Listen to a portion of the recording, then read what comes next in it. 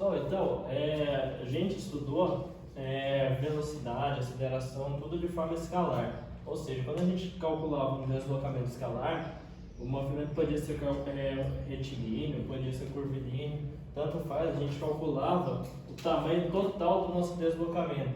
Quando a gente fala de deslocamento vetorial, é uma linha reta que liga o ponto de saída com o ponto de chegada.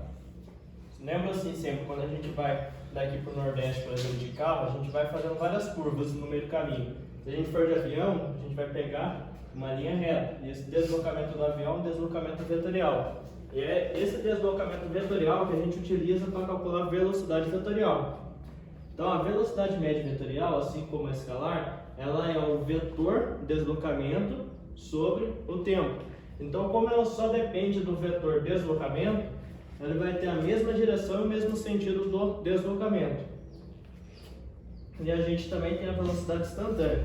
Essa a gente calcula numa trajetória curvilínea. Nessa trajetória a gente pega vetores tangentes à curva e nesse ponto a gente calcula quanto que é a velocidade. Então a velocidade instantânea é a velocidade em um ponto. É a mesma coisa que acontece quando a gente passa no radar. Quando a gente passa no radar, a velocidade que ele calcula é instantânea, a nossa velocidade naquele ponto, não é considerando todo o trajeto. E a aceleração é a mesma coisa da velocidade.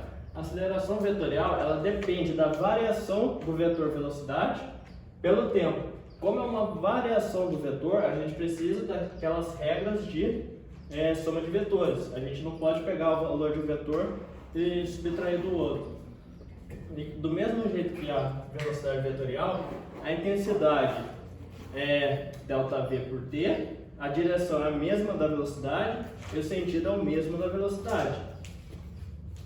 Então, do mesmo jeito também a gente tem a aceleração instantânea. Essa é a aceleração calculada em um ponto específico. Só que no caso da aceleração numa trajetória curvilínea, a gente tem a aceleração centrípeta, que é o quê? Um vetor aceleração que aponta sempre para o centro da trajetória. Isso daqui, ela é radial, ou seja, ela tem a direção do raio da curva e ela tem um sentido apontando sempre para o centro da curva. Então, a partir da resultante entre a velocidade e a aceleração centrípeta, a gente tem a nossa aceleração instantânea. Então, a gente tem, como a gente estudou mais lá atrás, a gente tinha vários tipos de movimento. A gente tinha movimento retilíneo e curvilíneo, dependendo da trajetória.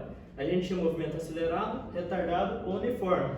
Acelerado, a aceleração age para aumentar a velocidade. Retardado, a aceleração age para diminuir a velocidade. E uniforme não tem aceleração.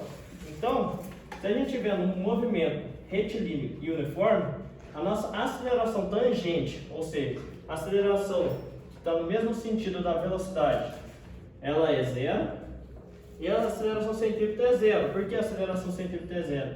Porque o movimento é retilíneo, não tem uma curva que vai ter uma aceleração apontando para o centro. A gente tem um movimento retilíneo acelerado, a gente vai ter uma aceleração diferente de zero, que é a aceleração tangente, e uma aceleração centrípeta igual a zero, porque a trajetória é uma reta.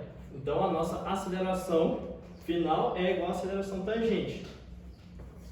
No movimento retilíneo retardado, a gente, do mesmo jeito, a gente vai ter uma aceleração tangente diferente de zero, uma aceleração centrípeta igual a zero, porque o movimento é retilíneo, e a aceleração vai ser igual à aceleração tangente.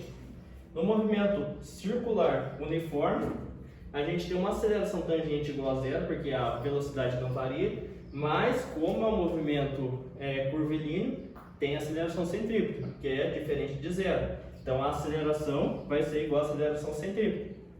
Agora, no movimento circular acelerado, as duas acelerações são diferentes de zero, tanto a tangente quanto a centrípeta. Então a aceleração é a aceleração ao quadrado, igual a aceleração centrípeta ao quadrado, mais a aceleração tangente ao quadrado.